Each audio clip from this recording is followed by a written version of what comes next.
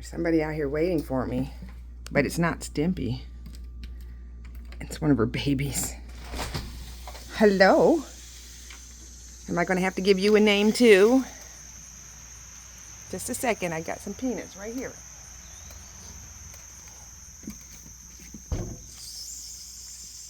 Sorry about that. Hello, you ready for a peanut? Here, sweetie. Here you go. There you go. Go bury your peanut and come back for more. See you later. I don't know if it's a boy or a girl. I think she's a girl.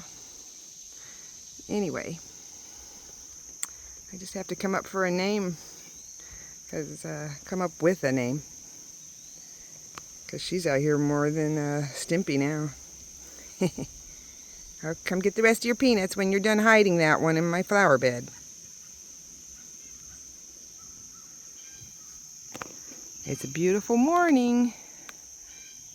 Everybody have a great day.